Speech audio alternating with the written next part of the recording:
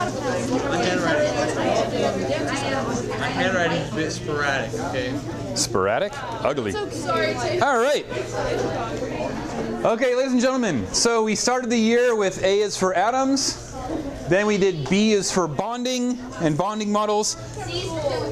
C is for chemical reactions. Up we are now. C is for chemical reactions. This is the last unit before the semester exam, and we are right on schedule, so we should finish it right before the semester exam, which is awesome. Okay, so chemical reactions are basically the idea that you got a bunch of stuff to begin with, and they rearrange their atoms to have new stuff. The stuff that we begin with are called reactants, and the stuff that we make are called products. And most importantly, in a chemical reaction, the mass of the stuff doesn't change.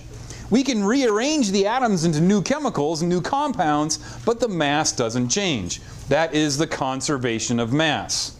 So just like the left side of a mathematical equation equals the right side of the mathematical equation, the left side of a chemical equation will equal the right side of the chemical equation.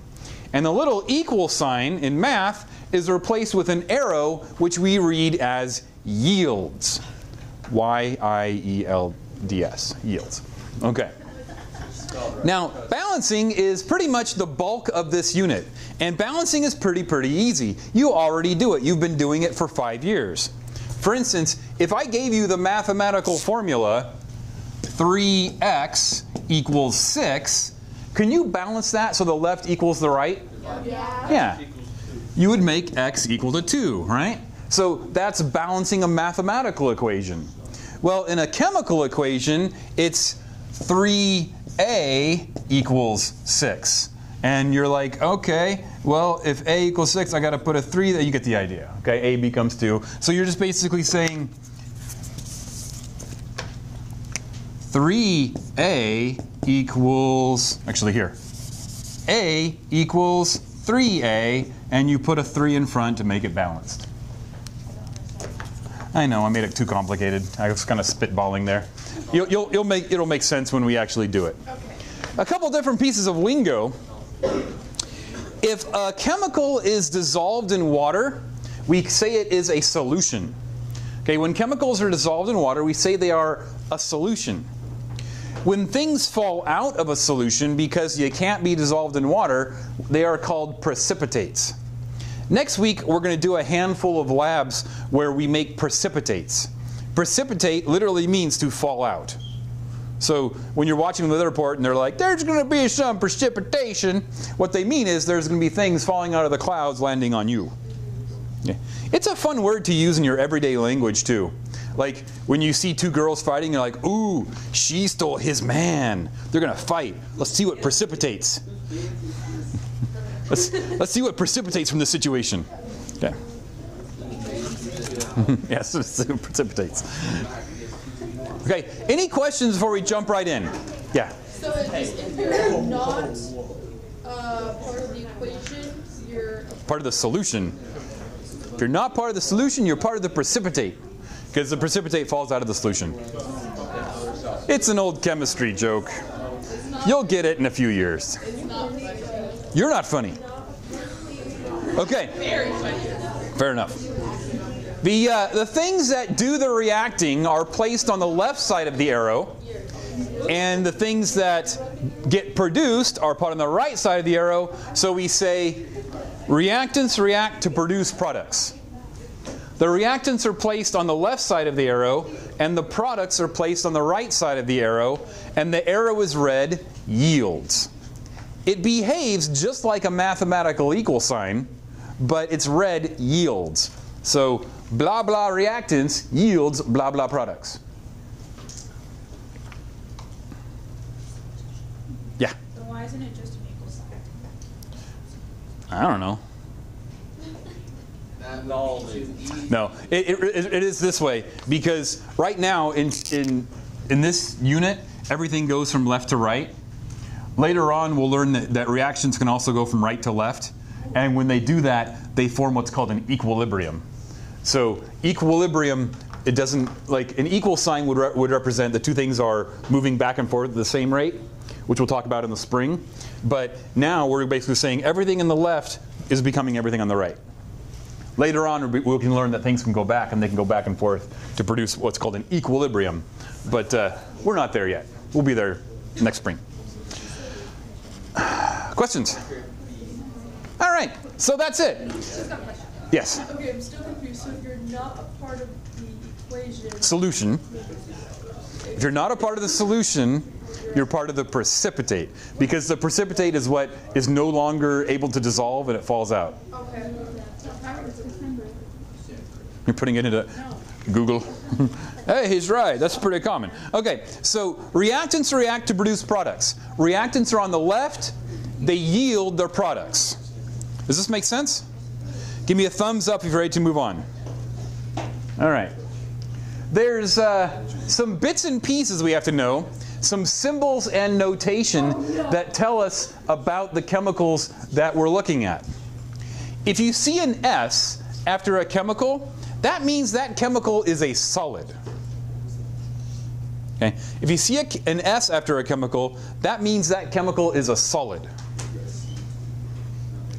It should come as no surprise that if you see an L written after a chemical, that means that chemical is a liquid.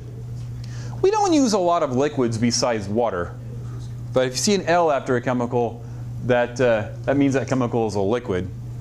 And here comes a huge brain blast. Guess what letter it is if it's a gas? G. It's a G. Yeah. If you see a G after a chemical, that means that chemical we were using is a gas. Yeah, I know. You're like, I can't take anymore. My brain is full. It got shorter and shorter as it went. That's a good point. Gas. I like to do that. Okay, now there is a special one. What's water in Spanish? Agua? Okay. Water in Spanish is still water. Just because it's down south doesn't mean it's not water anymore. That's water. It's agua, okay? So we have a special name for a chemical that is dissolved in water, and that name is called aqueous. If something is dissolved in water, it is aqueous. The chemicals we're using next week are going to be all aqueous. Because aqueous chemicals react very, very well. It's very easy to see them react.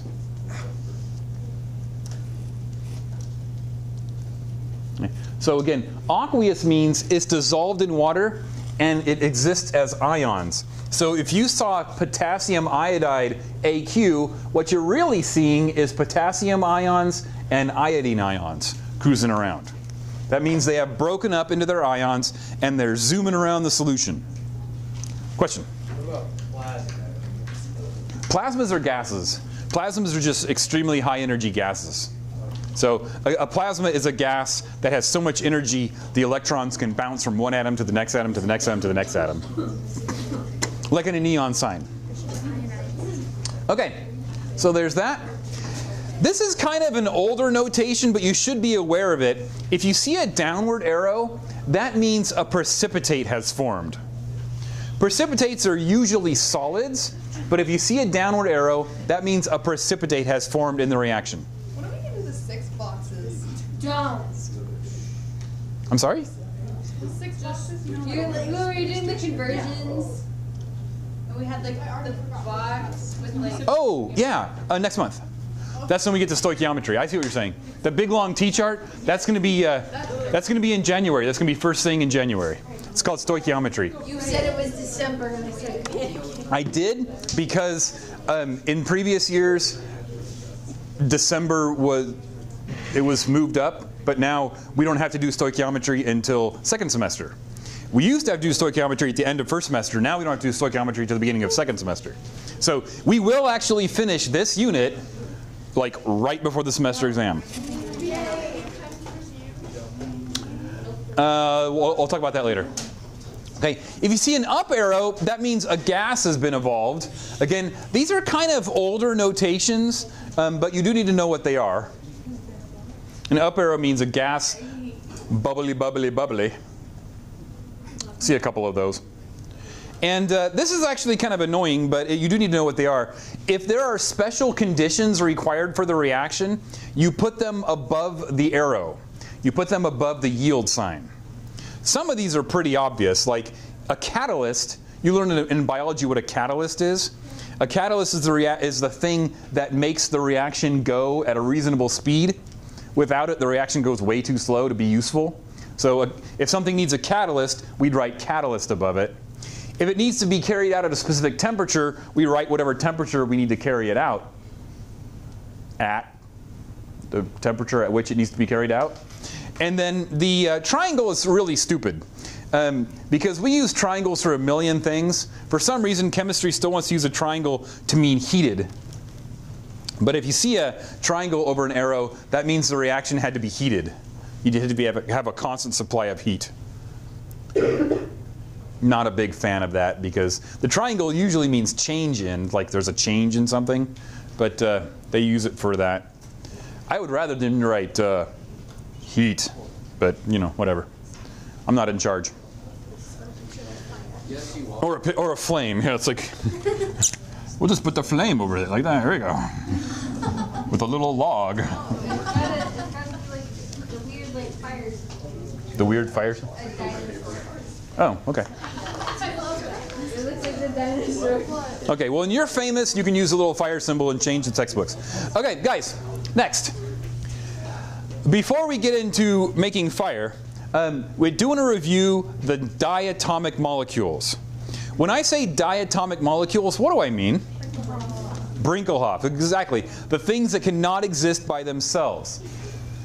Oops, sorry, I'll come back to that. I just want to talk about this. Okay, so diatomic molecules. When I talk about diatomic molecules, I'm talking about molecules that cannot exist by themselves. Okay, so you have to write them as X2. And remember, nitrogen, hydrogen, oxygen, fluorine, chlorine, bromine, iodine, or Brinkelhoff. So if I wanted to write the breakdown or the decomposition, we're going to learn about decomposition in just a little bit. If I wanted to write the breakdown or the decomposition of water, I could not write it this way.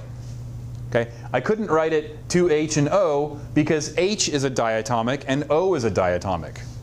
Does that make sense? So I would have to write it like that. Okay. Remember this? Yes. Okay. By the way, that's a balanced chemical reaction right there. We're going to do balancing here in a little bit. Okay, I want to backtrack a little bit. So we're talking about balancing. Balancing is the act of putting numbers in front of chemicals to represent how many of those you have. No, I don't think so. Oh, cool. All right, so here's the rules for balancing.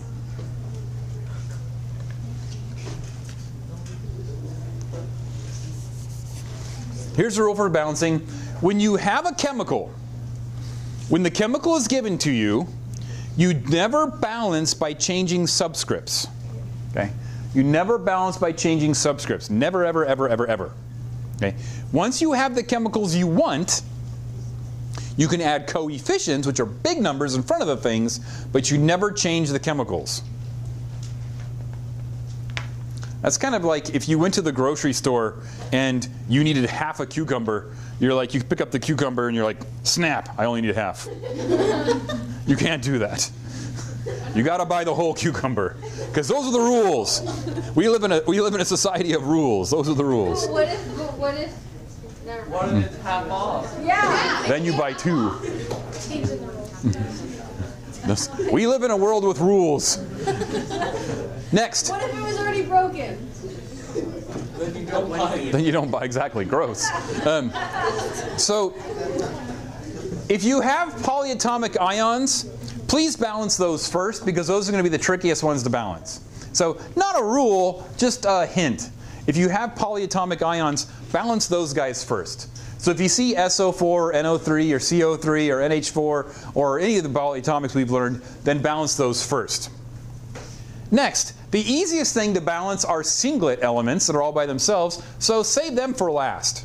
So if you have hydrogen or oxygen or chlorine or fluorine or iodine or iron or copper or zinc, if you have anything all by itself in its elemental form, save those for last.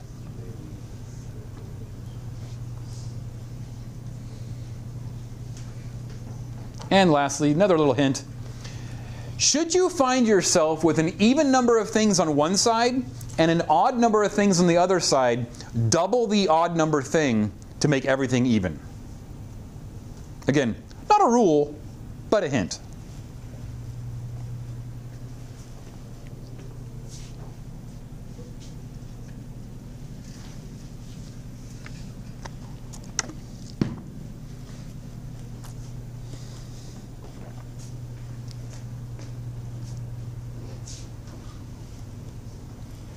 All right. So we balance by adding coefficients. This is the production of water vapor if you take hydrogen gas and you blow it up, which we will do tomorrow or Wednesday. If you blow it up, you make water vapor. Now, this is not a balanced equation because a balanced equation has the same number of atoms on the left as the right. So how many hydrogens do you see here? I see 2. How many hydrogens do you see here? 2. How many oxygens do you see here? 2. How many oxygens do you see here? 1. Hence, not balanced. Now we would balance it by adding coefficients, which are big numbers which are placed in front of the chemical to tell us, I need 2 of those things. How many hydrogens do you see here? 4. 2 times 2, usually 4. How many hydrogens do you see here? 4. How many oxygens do you see here? 2. How many oxygens do you see here? 2. And it's balanced. For those who are not paying attention, 2 times 2 is 4, so there's 4 hydrogens. Okay. 2 times 2 is 4. I got you. Okay. Now, here's the cool thing about this unit. Most of this unit is balancing chemical equations. And here's the best part. If you can count, you shouldn't get anything wrong in balancing chemical equations.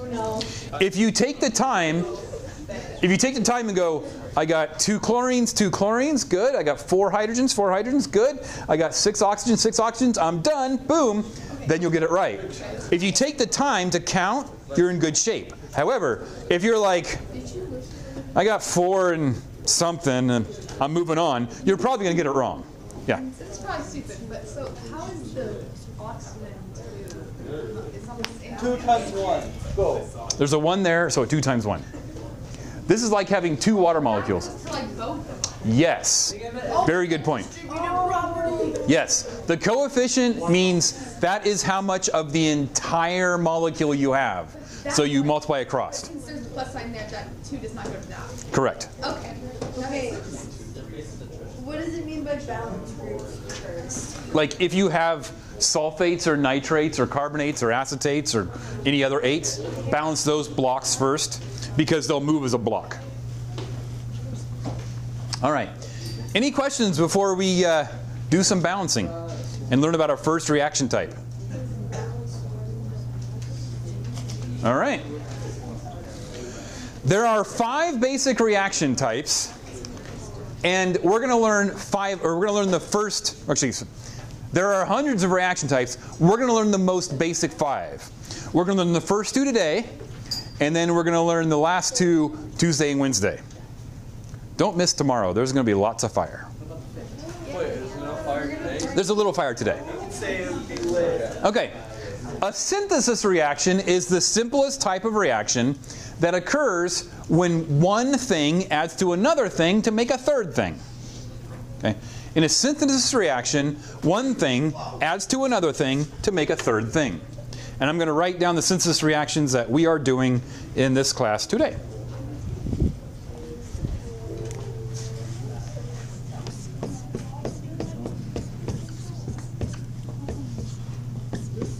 I strongly recommend you copy these down.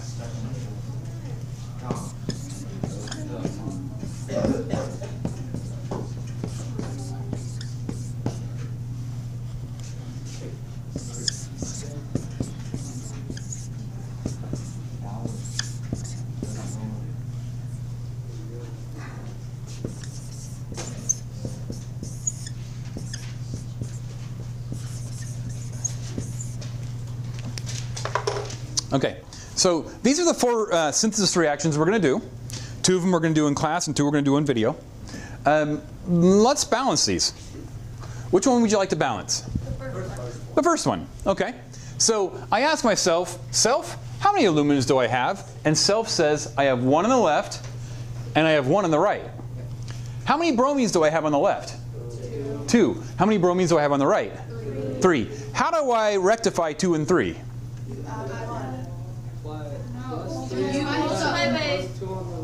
Exactly. Make them 6. Right. So I want to make the 2 and 3 to balance the 2 and 3. I make them 6. So I want to make this guy 3 and this guy 2.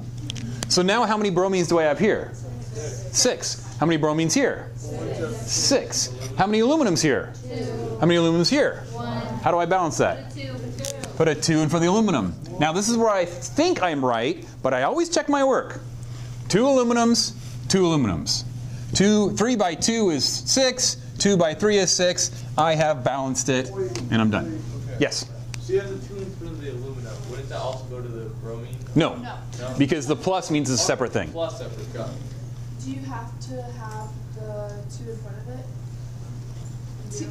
Yeah. You never use subscripts. You always use coefficients. Well, but like if you just have 1 aluminum.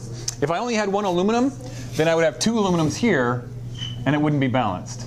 I had to add the second one so it's balanced. You see what I'm doing? Yeah. Okay. Give me a thumbs up if you see what I'm doing. Okay. While I mix out some chemicals, I'd like you to please balance these last 3.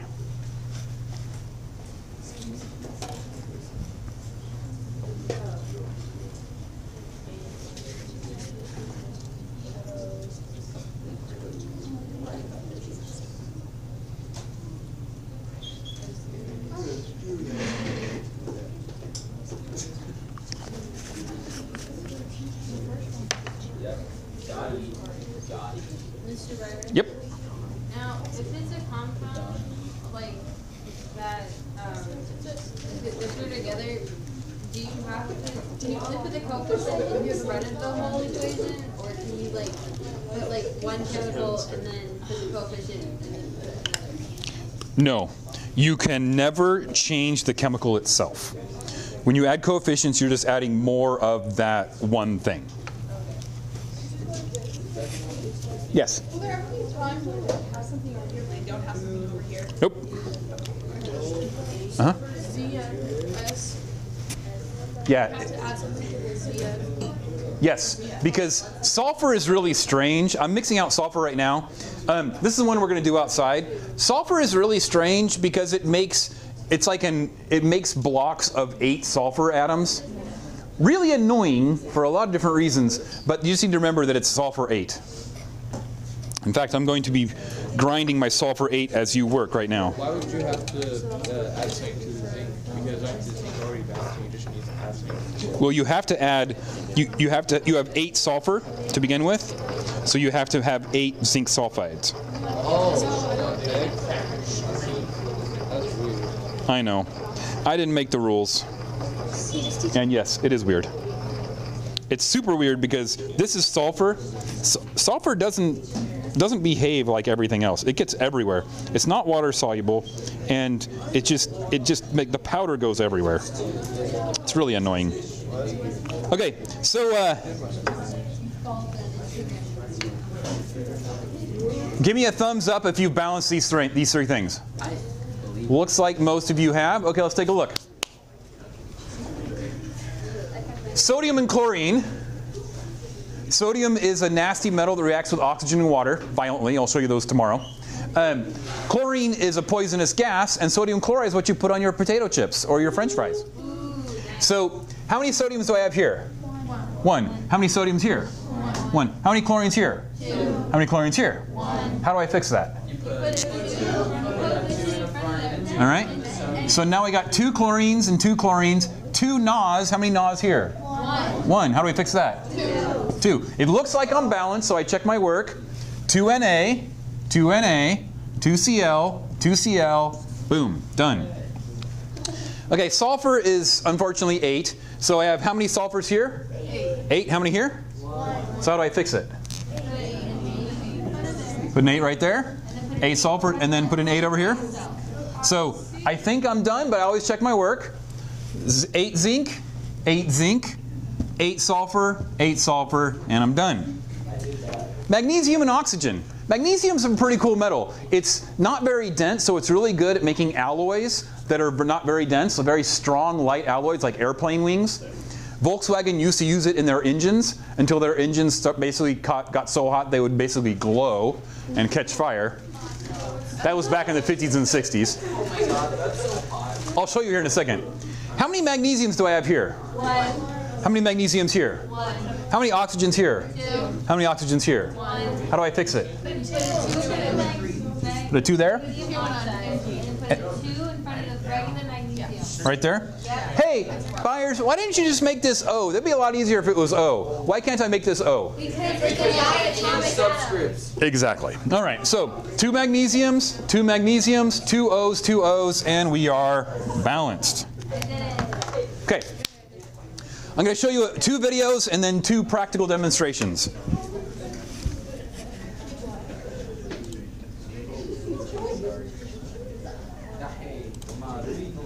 In this experiment, the emerging liquid bronze with aluminum bromide